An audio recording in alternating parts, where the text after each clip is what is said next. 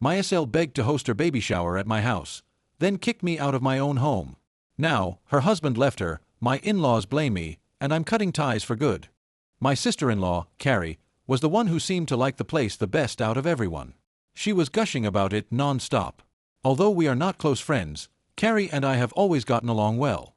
I immediately said yes when she asked if she could have her baby shower at my house. I agreed for a few reasons, despite the fact that we are not close. I didn't want to say no to her because she is pregnant. I also thought it would be wonderful to meet new people and have a change of environment because I spend a lot of time alone. For the event, I even took a day off. Because I had such a lovely home and didn't want to spend a lot of money renting a location, she insisted on holding the baby shower at my house. Though smaller and less striking, her home was nonetheless pleasant. Her flattery must have been effective since I was unable to say no. Furthermore, she had always been kind to me, so I had no excuse to say no. I had no idea what was going to happen. She made no hint that I wouldn't be welcome during the planning phase. Everything involved me. For the past few weeks, she has come to see me virtually every day to go over the specifics, including the cuisine, decor, and catering. I was looking forward to the occasion and believed that this would strengthen our relationship. I assisted the decorators in setting up the venue on the day of the event. Carrie arrived about an hour before the guests were scheduled to arrive and thanked me for everything. She talked to me like a friend and behaved normally. But she asked me where I would want to spend the next couple of hours, 15 minutes before the guests were expected to arrive. I was surprised and assumed she was kidding. It was my house, after all, and I had expected to be there. I had purchased a gift for her and dressed appropriately. She genuinely responded that she wasn't joking when I inquired. She made a few seemingly good arguments that I hadn't thought of because I was too busy assisting her. Carrie informed me that I wasn't even on the guest list and hadn't gotten an invitation. To be honest, I was aware of that but didn't mind because I assumed I would be invited and included in the celebration. Ultimately, I had assisted in organizing it and was letting her use my home without requiring her to pay for a location. Given that Carrie and I didn't have a particularly strained relationship, I believe that anyone in my situation would have made the same assumption. Why in the world would I think I wouldn't be attending the event? She apologized for the mistake after I informed her just that. She said that because I'm a banker and not a party or event planner, she had assumed that I was assisting her in a professional capacity, which was absurd. Her presumption was absurd. She told me she didn't want to argue, so I guess my face was a reflection of how upset I was. She maintained that since she was pregnant, she didn't want to become stressed out, thus now wasn't the time for small-minded arguments. She then informed me that I had to leave because only her personal family and close friends were invited to the occasion. I regrettably didn't make the cut for what was meant to be a small, private event. Because she didn't want to start a commotion, she requested me to leave before the visitors arrived. This is when I was angry. I didn't know where else to go, so I stormed out of the room and headed to the backyard. I attempted to phone my husband to voice my displeasure with his sister's actions, but he was unable to do so due to work obligations. I decided to do something unconventional because I was frustrated and needed to vent. I called her husband Jim. Jim is a reserved, quiet individual. Although I haven't had much contact with him, he has been married to Carrie for 2 years and has been with her for 4. I went on a tirade about how disappointed and wounded I was as I told him everything. He was quiet for a long time after I was done. I told him that I felt unable to speak to Carrie directly without running the danger of offending a pregnant woman, and I apologized for venting to him. He might be able to talk her out of it, I hoped. Jim's apology on her behalf made me feel less anxious. That would be ridiculous, he said, so I really didn't need to leave my own home. He urged me to wait and promised to come over in a few minutes because he didn't want Carrie and I to get into a heated disagreement. Jim showed up before any of the visitors, as promised. I entered the house when the doorbell rang, and the 3 of us stood in the living room. When Carrie saw him, she was obviously shocked. Jim forcefully stepped in and assured me that there was no reason for me to leave and that I could attend the baby shower. When Carrie attempted to object, Jim gave her a stern look, so she remained silent. She continued to glare at me the rest of the time. I decided I was never going to talk to her again. I even thought about calling off the baby shower, but I decided against it. I didn't want all of the work I had put into organizing the event to go in vain. In addition, I didn't feel the need to cancel once Jim showed up, and I didn't have the heart to do so either. I made the decision to give the evening its due and to cut off any communication with Carrie after it ended. I couldn't say the same about her, but I remained dignified and graceful the entire time. Jim apologized to me once again for everything after the baby shower ended. But Carrie wouldn't even look at me. Jim also expressed regret about that, as I was getting needless hostility from her. It was annoying to see her think I didn't belong at the gathering and that I had pushed my way in. Finally, the agony was over, at least. I contacted my husband after they departed and filled him in on everything. I told him not to, at least not that night, even though he was furious and wanted to talk to his sister. I didn't want more arguments and thought it would only make things worse. All I needed was some quiet. But for me, serenity wasn't in the cards. My in-laws called me the following morning, and they were really upset. They informed me that Carrie and Jim got into a heated argument when they got home from the baby shower.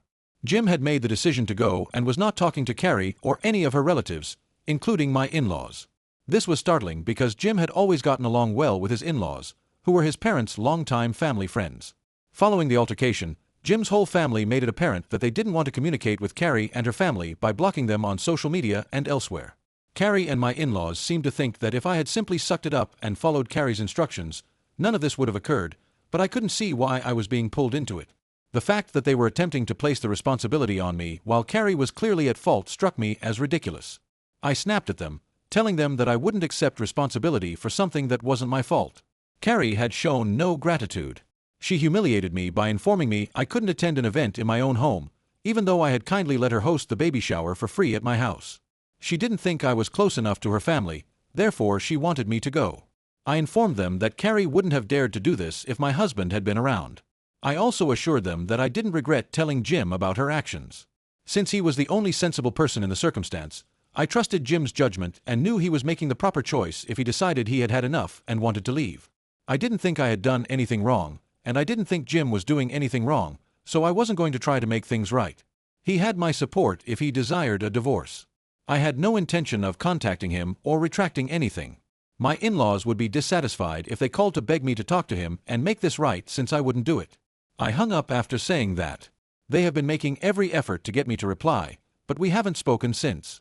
They keep claiming that any issues were between Carrie and me, so even though I haven't blocked them yet, I'm thinking about it.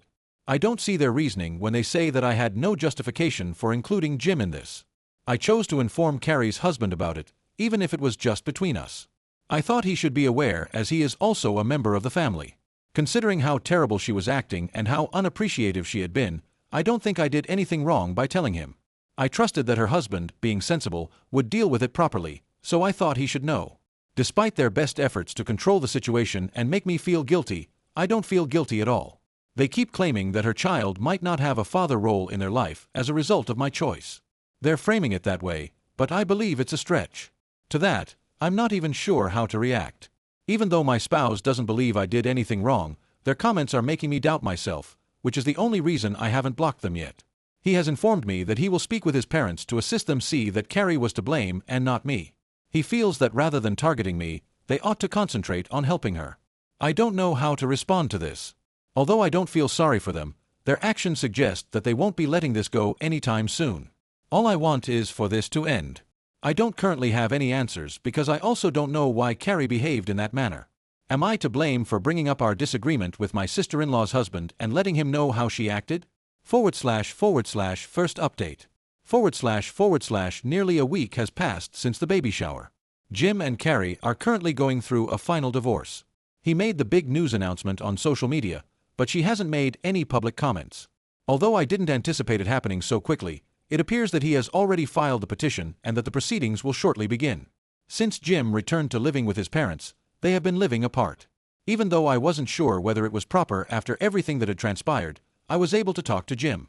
Although I felt a little bad about it, my spouse recommended that someone in our family get in touch. Jim was obviously keeping the lines of communication open for us because we were the only two individuals he had not blocked. I made the decision to call him. I didn't present it as an apology when I told him I was sorry for all that was going on. I didn't present it as an apology, but I did say that I was generally sorry for everything. I suppose Jim could sense my shame in spite of it. He gave me his word that I didn't have to feel bad about it or hold myself responsible. He claimed to have been on edge for a while. I felt I needed answers, so after some trepidation, I texted him back to find out what was actually happening. And I got them, boy. I told him I wanted to learn more when we got on the phone. I had no idea why Carrie didn't want me to the baby shower, so he agreed that I deserved some explanation. The only explanation she gave, as best as I can tell, was that she only wanted her immediate relatives present.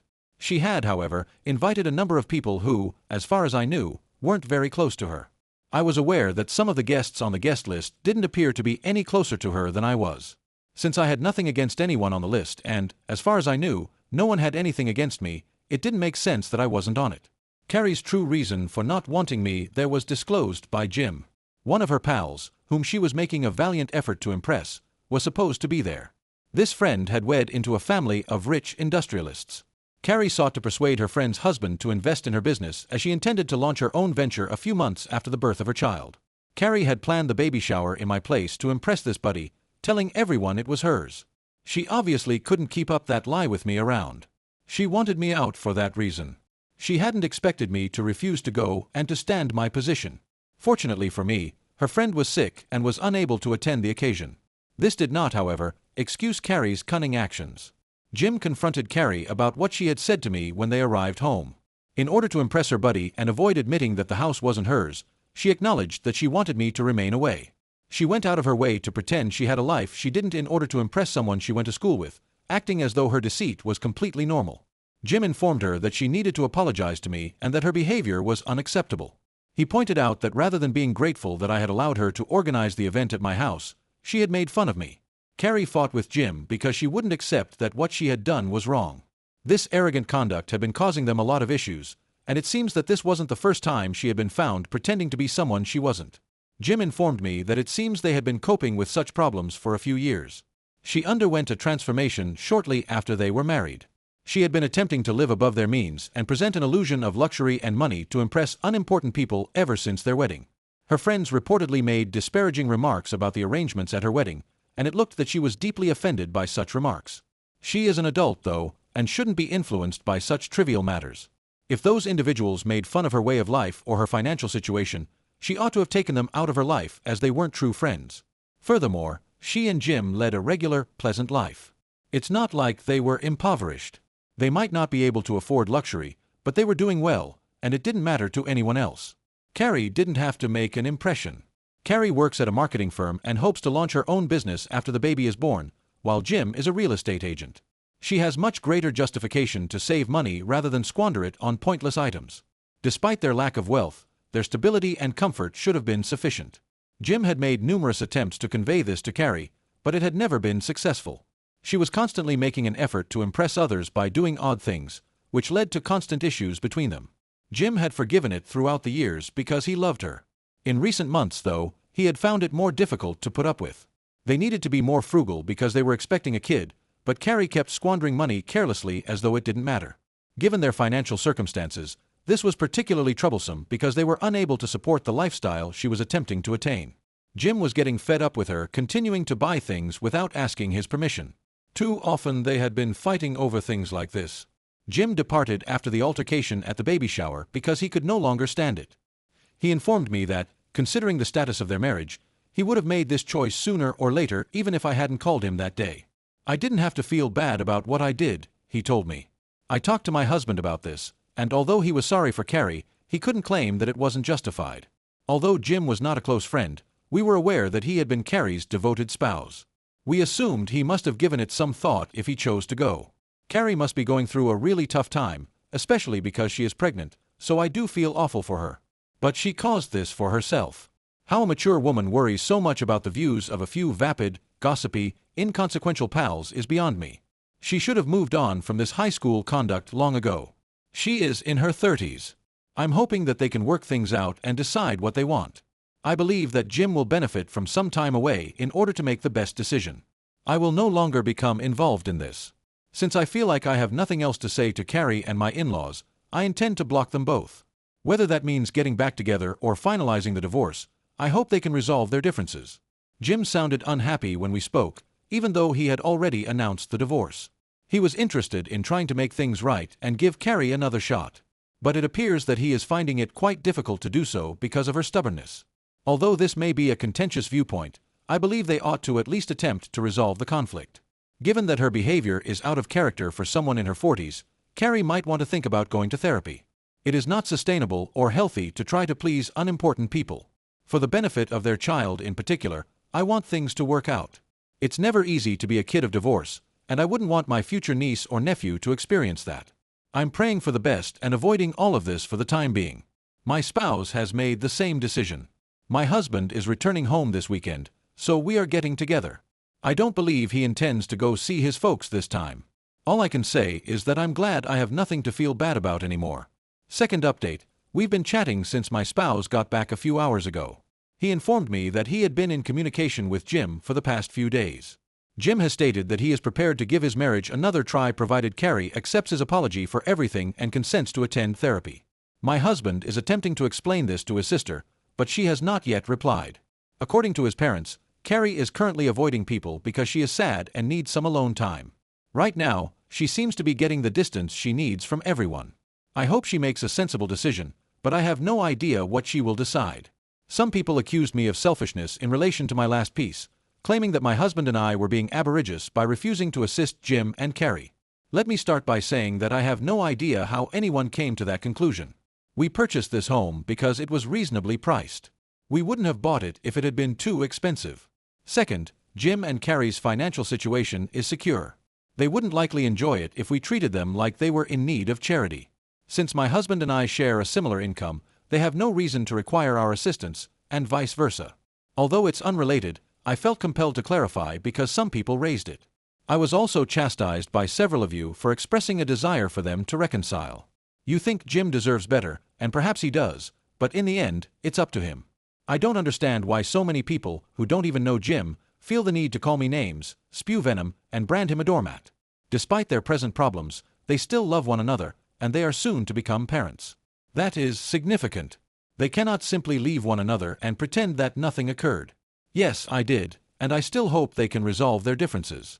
For now, I believe that's all I have to say. Third update, I just wanted to let you know that Jim and Carrie have made the decision to work on their marriage and patch things up, even though it has been a few weeks since my last report. Despite the fact that Carrie and I are still at odds, I'm quite delighted for them. According to my spouse, they have decided to attend marital therapy for a few months to see the results. They will continue to live apart for the time being. They intend to co-parent for the first several months once the baby is born. They will return to living together if all goes according to plan. That is the future strategy. I'm pleased for them. Since most people seem to want Jim to leave Carrie, I know that this isn't the result that many of you were hoping for. But everyone else will have to recognize that Jim has made the decision to act in his own best interests.